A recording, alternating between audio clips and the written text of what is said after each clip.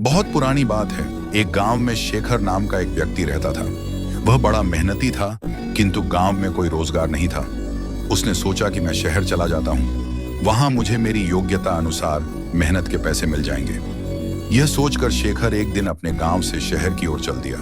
शहर बहुत दूर था।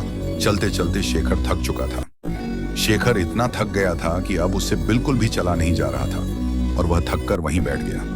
तभी शेखर ने देखा कि वहां से कुछ दूरी पर एक झोपड़ी है और झोपड़ी में एक घोड़ा बंधा हुआ है। शेखर ने सोचा, क्यों ना इस घोड़े को किराए पर ले लूं और इसी से शहर चला जाता हूं। शेखर जैसे तैसे झोपड़ी पर तक पहुंचा।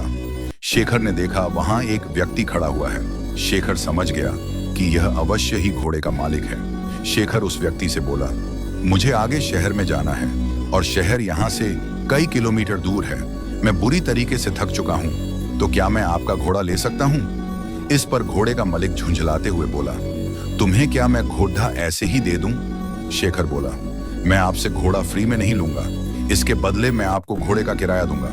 घोड़े का मालिक बोला, मैं तुम्हें घोड़ा किराए पर तो दे सकता हूँ, किंतु मुझे अभी दूसरे गांव जाना है। अगर तुम मुझे उस गांव तक छोड़ दो तो मैं यह घोड़ा तुम्हें किराए पर दे सकता हूँ। शेखर झट से तैयार हो गया। शेखर घोड़े पर आगे बैठ गया और घोड़े का मालिक पीछे। गर्मी के दिन थे, बहुत तेज धूप थी। दोनों चलते चलते थक गए और पसीने से तरबतर हो गए। शेखर बोला, बहुत तेज गर्मी है और थकान भी बहुत हो रही है, कहीं थोड़ी देर आराम कर लिया जाए।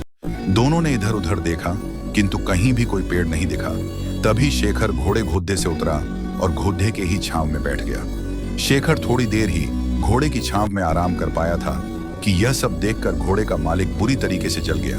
घोड़े का मालिक बोला, मैंने तुम्हें घोड़ा किराए पर दिया है, उसकी छाया किराए पर नहीं दी।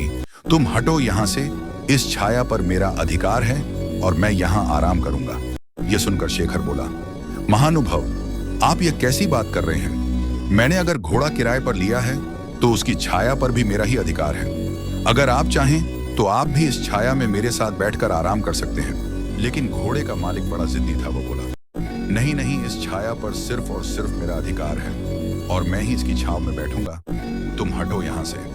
इतनी छोटी सी बात पर दोनों में जोर जोर से बहस होने लगी और बात तू मैं से हाथापाई पर आ गई। दोनों एक दूसरे से झगड़ने लगे और एक दूसरे पर लात घुसे बरसाने लगे। सुनसान जंगल में उनके बीच बचाव करने वाला भी कोई नहीं था।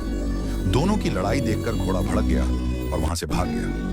थोड़ी देर बाद जब घुद्दे के मालिक ने घुड्डे को देखा तो वह कहीं दिखलाई नहीं दिया। यह देखकर घोड़े का मालिक बोला, अरे मेरा घोड़ा कहाँ चला गया? वह तो अभी नया है, उसने ठीक से घर भी नहीं देखा, पता नहीं वह कहाँ गया और अब मैं उसे कैसे ढूंढूं? तभी शेखर बोला, अच्छा हुआ, तुम जैसे लोगों के साथ ऐसा ही होना चाहिए। अभी तुम छाया के लिए परेशान हो रहे थे, अब घोड़े की काया के लिए परेशान होना।